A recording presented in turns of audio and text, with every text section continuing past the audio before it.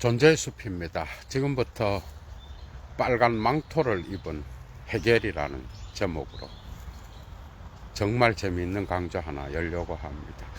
오늘 특별히 부처님 오신 날인데요. 부처님의 깨달음이 또한 이 세계에 고통당하는 자들 그리고 어려움 가운데 빠진 자들과 함께 하기를 바랍니다. 기원합니다. 빨간 망토를 입은 그 해겔은 뭘 연상시켜요? 가부장적인 모습, 그죠? 뭔가 거인의 모습, 대가의 모습, 또 뭔가 대단한 그런 인물을 연상시키죠. 자크 데리다는 1974년도에 출간한 글라라고 하는 작품이 있어. 이게 조종인데요. 애도의 종이야. 사람이 죽었을 때 울리는 종이야. 그래서 독일어 번역에서는 토텐, 글로켄 이렇게 번역됐어. 그죠? 이 작품에서 데리다는 해겔을 심도 있게 다루는데 예도가 볼 때는 페미니스트적 관점에서 해겔을 비판하는 그런 정도가 될 것 같아. 전체를 다룬다기보다는 근데 아주 재미있어요, 여러분. 그러니까 이 부분을 예도가 여러분들과 함께 논의하면서 사유여행을 떠나려고 합니다. 이 작품에서 조종에서 데리다는 장준혜의 텍스트와 해겔의 텍스트를 비교하면서, 그죠? 텍스트의 어떤 복잡성, 텍스트 읽기의 어떤 그 차연의 방식을 설명하는데, 여기에서 특히 데리다는 외부로부터의 내용을 갖고 가서 텍스트를 해체합니다, 여러분. 그러니까 데리다의 차연의 방식은 텍스트 내부로부터의 어떤 그 자체 안에서 일어나는 그러한 모순과 은유를 발견하여, 그죠? 그 모순으로부터 텍스트 내부가 붕괴되는 방식의 어떤 그러한 해체적 방법을 사용하기도 하는데, 사실은 또 그렇지 않아요. 파르마콘이라든지 또한 하이데거를 해체할 때, 그리고 요거는 또 철학의 여백의 존재와 시간의 노트를 분석하는 이 부분에서 나타나고요. 그 다음에 지금 강좌를 열고 있는 이 해겔의 정신현상학을 해체할 때도 해겔의 실존적인, 그죠? 그러한 이야기로부터 편지로부터 정신현상학의 내부를 비판하는 이런 방식을 취하기도 한다고. 그러니까 데리다의 차연의 방식이, 그죠? 내부로부터의 내부의 모순으로 붕괴하여서 또 다른 가능성을 보는 것. 이것만 있는 게 아니에요. 외부로부터 상호 텍스트적이잖아, 그죠? 텍스트 밖에는 아무것도 없어요. 텍스트는 다른 텍스트와 연결되어 있어. 그래서 텍스트의 통일성을 인정하는 가다모와 논쟁을 벌일 때도 차이의 모순에 그리고 맹점에 관심이 가 있다고, 데리다. 나중에 언젠가 가다모와 또 비교해서 이게 가다모의 진리와 방법 2에 이제 데리다와의 논쟁이 나와 있는데, 이 부분을 또 깊이 있게 천착하여 강좌를 열 겁니다.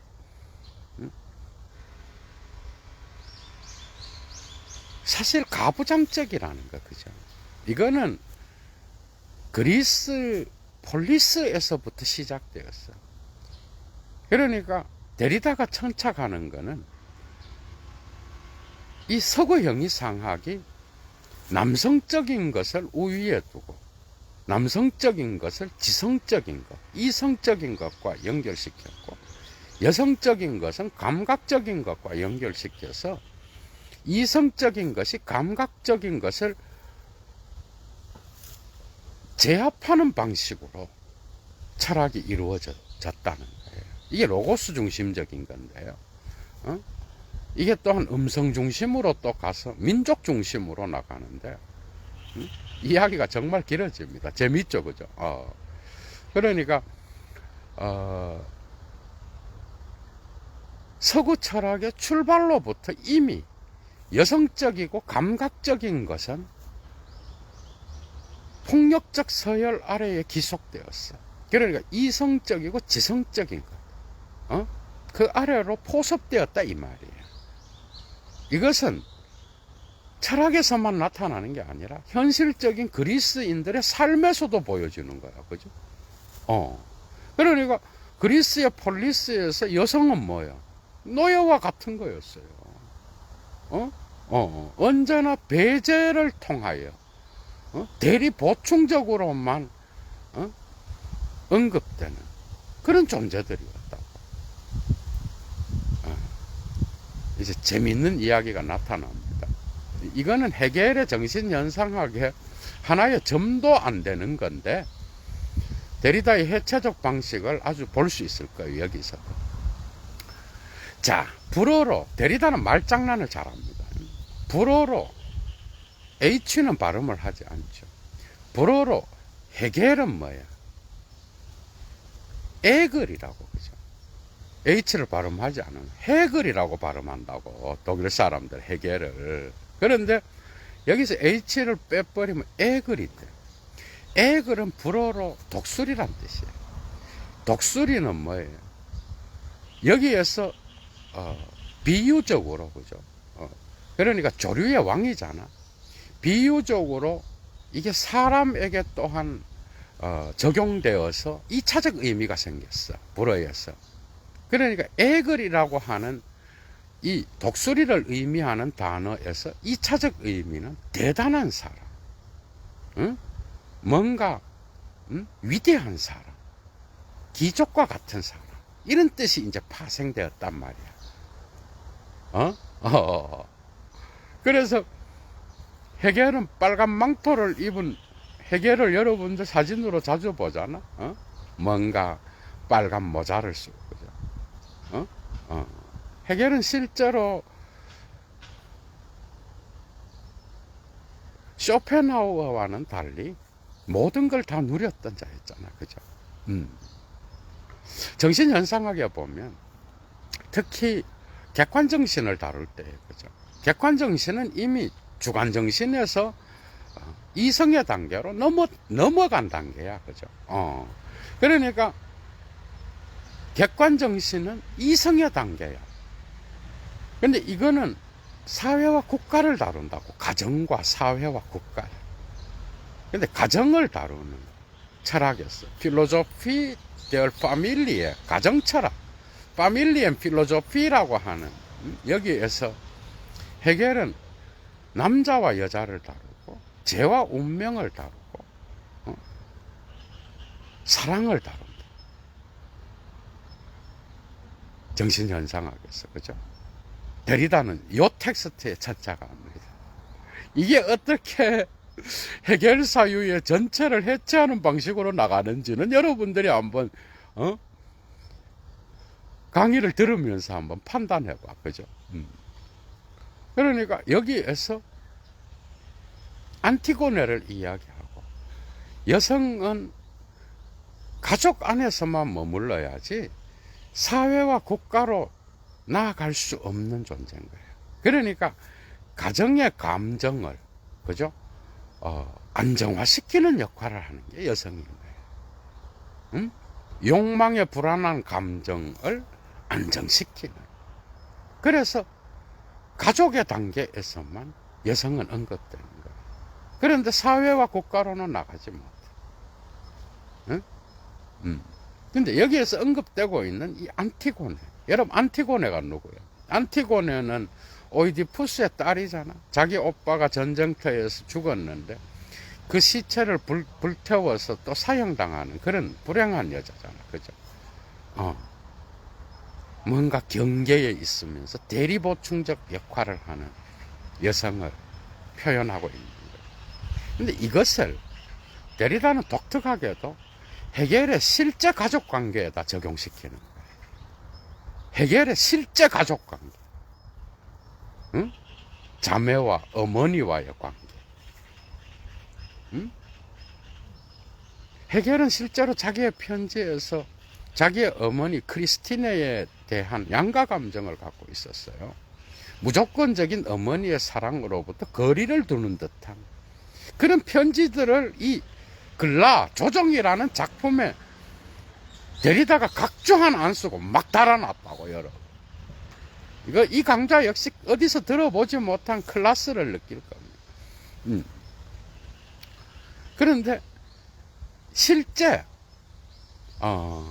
헤겔은 그죠, 자매의 관계에서는 어떤 그 감정의 불안함에 어떤 안정을 얻었고요, 어머니와의 관계에서는 양가 감정을 갖고 있었다. 그러니까 여성은 뭐예요? 여성은 가정의 단계에서 감정을 안정화시키는 그런 역할을 한다. 감정. 이성에서 배제됐다라는 거야. 헤겔한테서도. 응? 그러니까 이 가족 관계 안에서도 여성은 뭐예요? 가족의 전체의 감정을 관리하고 그것을 안정화시키는 역할. 거기에만 머물러야지 사회와 국가로 나아가서 이 객관정신의 중심부로는 못 나갔다라는 거예요. 그래서 이성의 단계에서는 보충적인 역할만 하는 거예요, 여성은.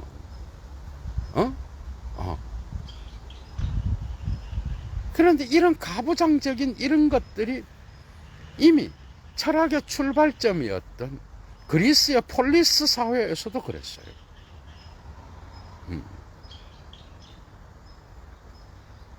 독특하게도요. 또다시 예도가 하이데거에 대한 문제를 또 따로 강의를 할 건데, 하이데거의 현존제도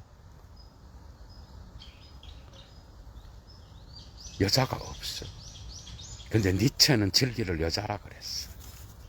이런 것들이 이제 데리다의 에프롱, 니체의 문체를 다루는 데서 나타나고요. 곳곳에서 나타납니다. 그러니까 가부장적이고 성차별적이고 남성 중심적인 그러한 사유가 헤겔에게도 작동하고 있었고 하이데거한테서도 작동하고 있었다. 그런데 이게 하이데거한테서는 뭔가,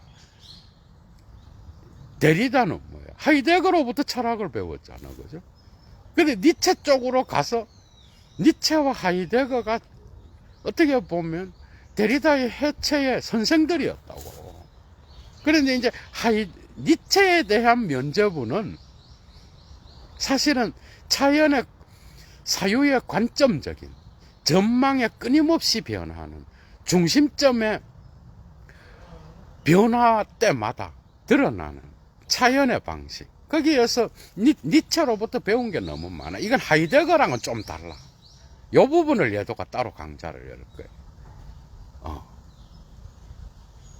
그러니까 성차별적인, 남녀의 성차별적인 관점에서 헤겔을 해체하고 하이데거를 해체하는 거예요. 뭔가 상당히 부분적이에요, 예도가 볼 때는. 근데 뭔가 재미있고 일리가 있는 부분이 있는 거야. 철학자가 볼 때는. 그러니까 헤겔의 정신현상학 전체를 읽고 강의를 하고 그 다음에 거기에 대해서 독일어로 수차례 읽었던 자로서 예도가 볼 때 데리다의 이런 해체는 거죠. 헤겔의 해체는 정말 부분적인 거예요. 점도 안 돼요. 헤겔의 정신현상학에서 지적이 보면 코웃음을 칠 만한 그런 해체 방식인 거야. 그런데 아주 재미있어요. 잘 들어봐요. 그러니까 헤겔은 자기의 가족 관계 안에서도 남성 우월적인 사유를 갖고 있었다라는 거예요. 그러니까 자기의 철학 안에서도 객관 정신에서 여성은 가족의 단계에서만 머무르는, 그러나 가족의 감정을 다루는 이성으로부터 배제된 존재였다고. 이런 사유가 헤겔의 신학으로까지 끌어올려진다는 거예요. 여러분 봐봐. 헤겔의 철학에서 절대 정신은 뭐예요? 신의 정신이에요. 지향의 개념에는 뭐가 있어? 지향의 개념에는 헤겔적으로 보면 네기렌트, 부정하면서 베바렌트, 뭐야? 보존하는 게 지향이야. 그게 아우프헤붕이라고. 그런데 이게 부정한다는 건 이때 제거한다라는 의미가 있어. 이게 불어로 엘리미나시옹이야. 여성은 이성의 단계로 변증법적 운동에서 제거되는 단계인가. 삼위일체로 가봅시다, 여러분. 헤겔은 초기 철학에서 신학자였어요.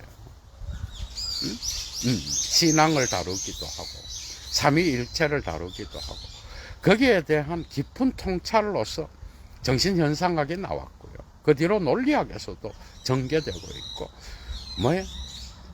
그 다음에 또 백과사전에서도, 엔치클로페디에서도 그래요. 독특하게도 헤겔은 삼원적인 것을 좋아했는데요. 논리학도 존재론, 개념론, 본질론, 이런 식으로 삼원적으로 나누는 걸 좋아했어요.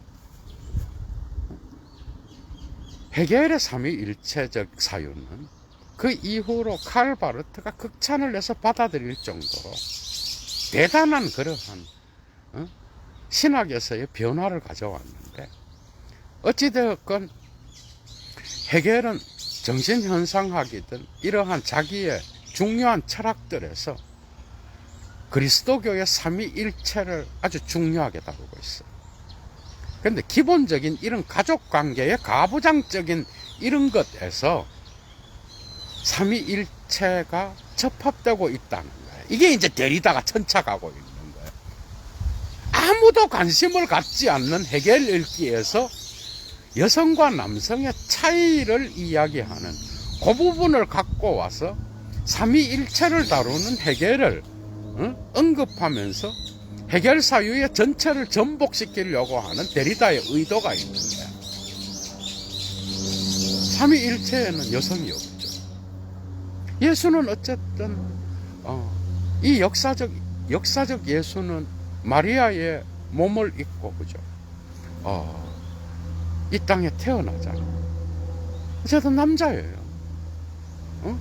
남성적인 표상에 의해서 이루어진 거야. 아버지, 아들, 성령, 이것을 이제 교회로 언급하기도 하는데, 그러니까 아버지, 아들, 교회. 아버지가 아들을 낳고 아들은 성장해서 또 아버지가 되어서 사회적 역할을 하는 거예요. 이해가 되죠? 그런데 이 마리아라는 이 인물이 독특하게도 카톨릭에서도 중요한 것으로서 나타납니다. 그러니까 여성적인 표상으로서 아주 중요합니다. 그러니까 예수의 자연성을 제거하고 정신성만을 이야기하는 그런 정신현상학에서 절대지에서는 종교의 표상 단계가 개념으로 옮겨지잖아, 그죠? 그거는 자연성의 제거를 의미하는 거라고. 재미있죠, 그죠? 그러니까 여러분들 포스트 모더니즘의 텍스트를 읽을 때도 이런 헤겔에 대한 깊은 이해가 중요합니다, 여러분.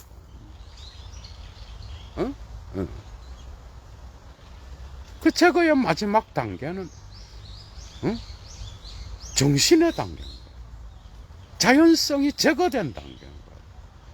그래서 개념화된 단계라.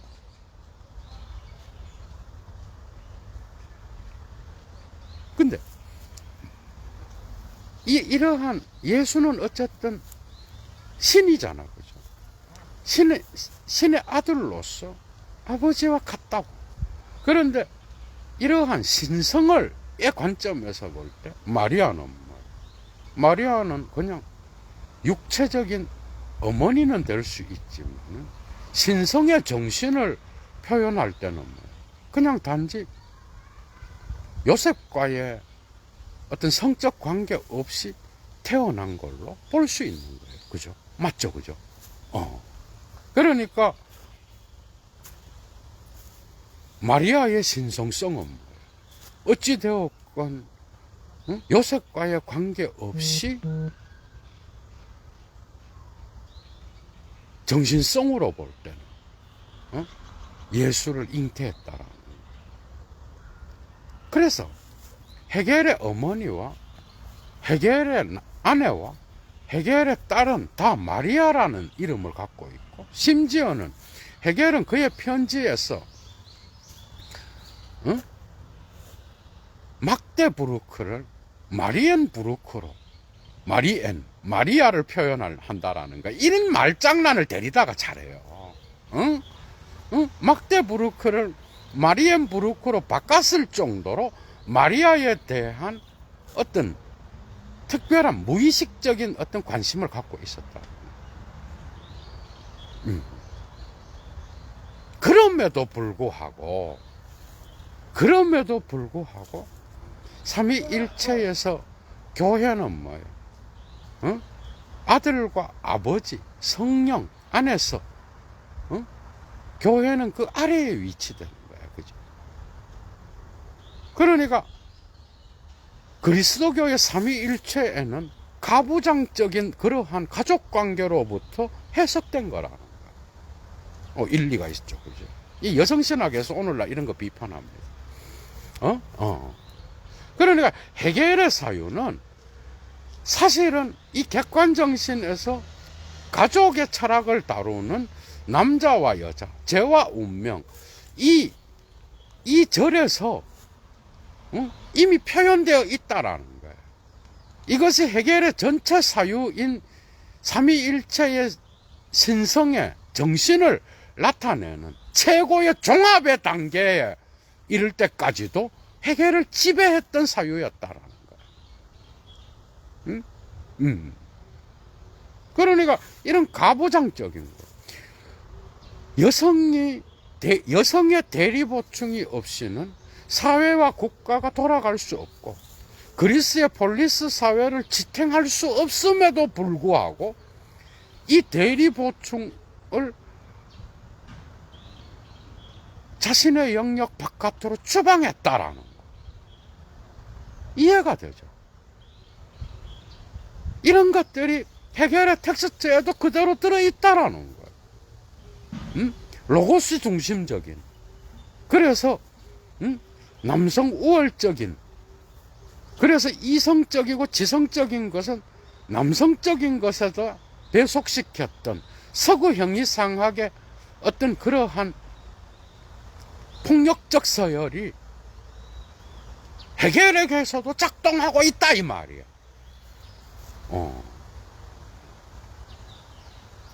그의 삼위일체에 대한 해석에도 이게 그대로 적용되고 있다, 이거예요. 그래서 사실 정신현상학의 핵심적인 중심은 이 가족의 철학을 다루는 이 부분으로부터 이미 출발되고 있다, 이 말이에요. 이 부분으로부터 헤겔의 텍스트 전체를 해체하고 있는 거예요. 해체됐는지는 의문이죠, 그죠? 근데 뭔가 우리가 배울 수 있는 게 많아, 그죠? 상당히 부분적이지만, 점도 안 되는 언급이지만은, 그러니까 감각적이고 감정적인 정서에만 왜 여성은 배속되어야 되느냐? 왜 이성의 단계에서조차도 객관정신을 다루는 이성의 단계에서조차도 여성은 이성에서 배제되고 있느냐?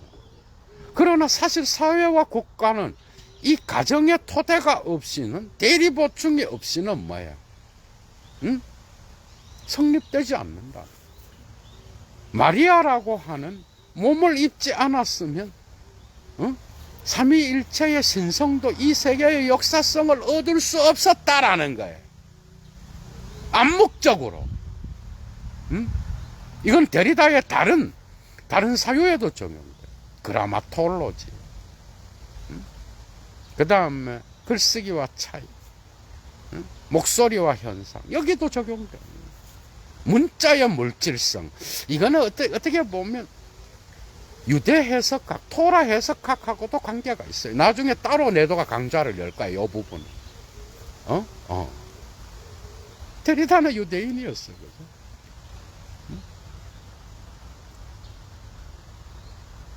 특히 글쓰기와 차이에 나오는 야베스에 대한 분석은 유대인들이 책 중심에, 성서 중심에, 성서라고 하는, 그러니까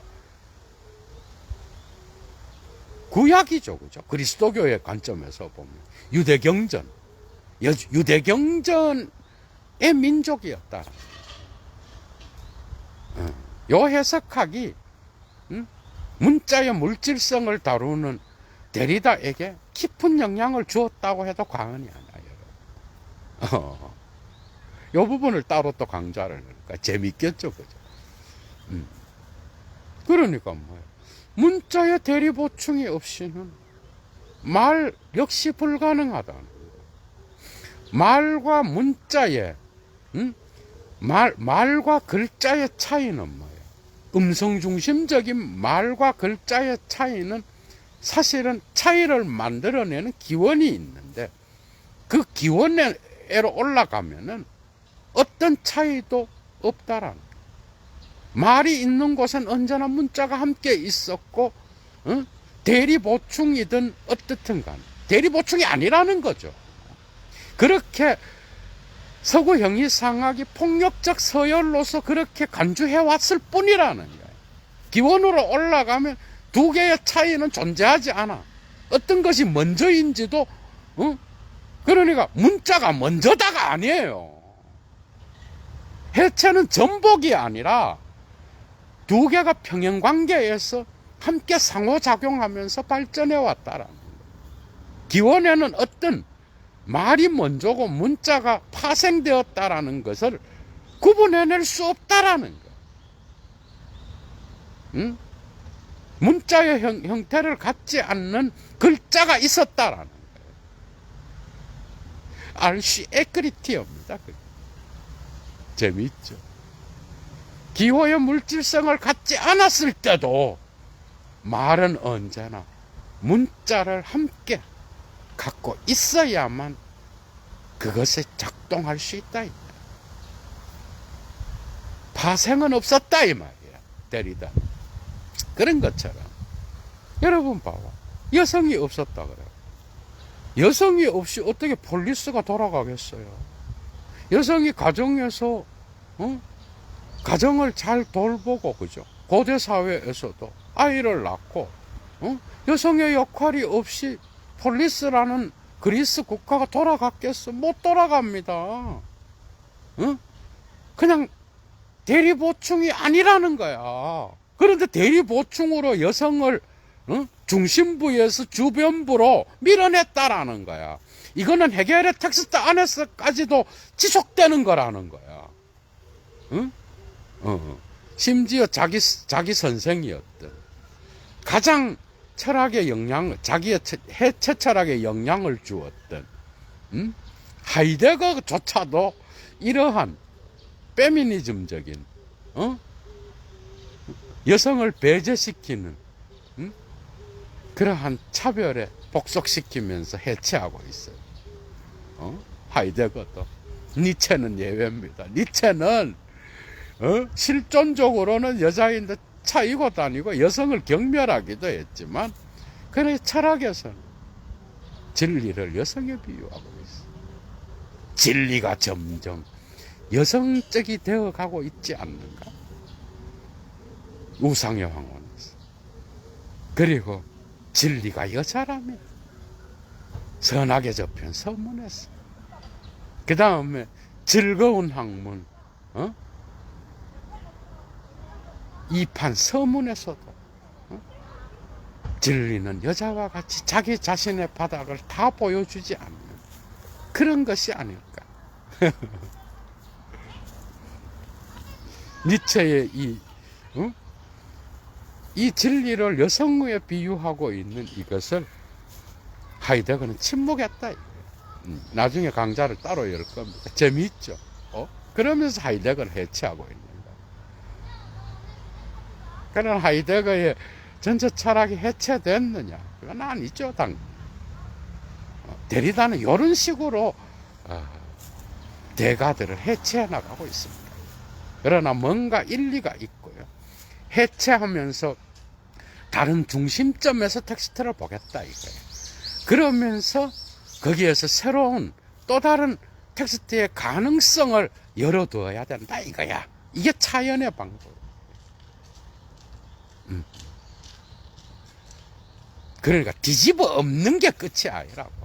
거기로부터 새로운 가능성으로서 자기 자신의 철학을 말하는 거예요. 텍스트에 대한 각주죠. 텍스트에 전념하는 이유는 데리다는 자기의 초기 철학의 출발점으로부터 해체는 그라마톨로지. 이게 데리다 자신의 어떤 철학의 출발점이었어. 응? 신문자학 정도인 거야. 이거는 또한 언어학에서 말하는 문자학과도 또 달라요.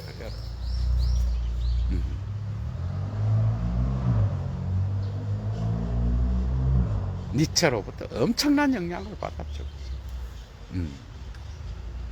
그러니까 여성적인 운율을 하지 않는 철학은 없는 거예요. 이거는 철학의 여백의 백색신화에 나오는 거예요. 철학의 진리 역시도 운율을 사용하고 있다는 거예요. 그런데 이러한 운율을 철학의 진리는 끊임없이 제압하고 배제하려고 그랬다라는 거예요. 플라톤의 동굴 비유도 이미 뭐예요? 태양은 뭐예요? 이데아의 세계인 거예요. 비유잖아, 그죠? 이미 거기에도 들어 있었어요.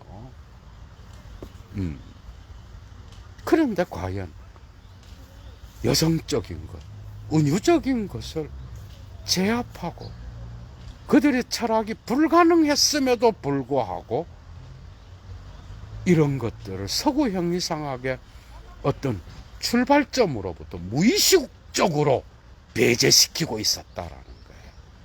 이게 데리다의 진단. 재미있죠, 그죠? 가부장적인 해결이 그냥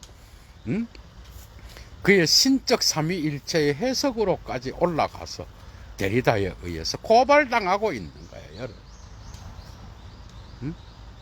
그러니까 데리다의 그 조종이라고 하는, 애도의 종이라고 하는 그것은 기념비적인 가부장적인 힘을 해체하고, 해겔 역시도 대단한 인물이잖아, 그죠? 철학에서 그 기념비적인 것을 무너뜨려서 거기에다가 묘비석을 세우겠다라는 의미인 거예요. 그게 조종이에요. 뭐야? 희생당한 여성에 대한 애도의 종이겠죠. 또 다른 말로는 수십 가지로 해석할 수 있습니다. 그 애도의 종. 가부장적인 위계 질서에 희생당한 여성적인 것을 묘비석에 세우면서 새로운 가능성으로서의 출발점을 보겠다라. 이런 것들이 데리다의 해체적 읽기에 들어있는 거예요. 재미있죠, 그죠? 이런 방식으로 정신연상학을 해체하고 있어요. 이런 정도입니다. 그러나 상당히 재미있어요, 그죠? 그 대단한 인물, 불어로 에글이라고 하는 이 독수리의 뜻을 가진 이 단어는 어떻게 보면 그 망토 배후에, 빨간 망토 배후에, 그죠? 이러한 폭력적 서열에 동참하는 듯한 그러한 모습이 숨어 있었다 이 말.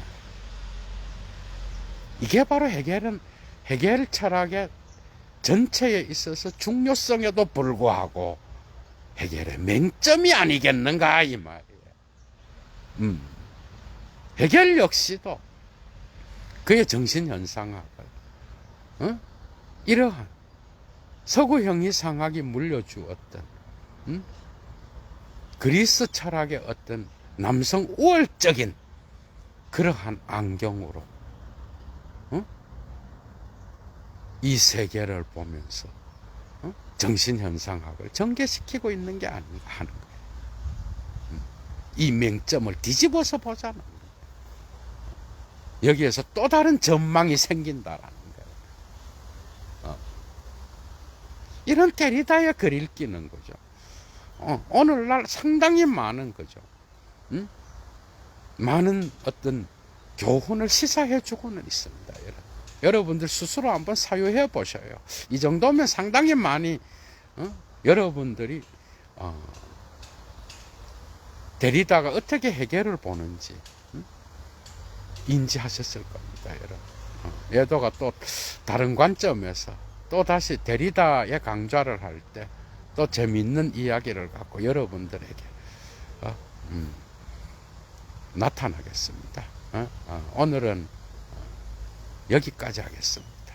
좋아요 잊지 마시고요. 그리고 예도의 클래스 있는 강좌, 그리고 예도 강좌로부터 서양 철학의 토대를 쌓아가면서 사유의 지평에 변화를 느꼈던 많은 애청자들 가운데 특히 여유가 있으신 분은 이 사막의 철학자 예도TV를 꼭 후원해 주시고요. 예도TV로 자발적 수업료 보내주시면 감사하겠습니다. 예도는 물러갑니다. 건강한 하루 되십시오. 추스.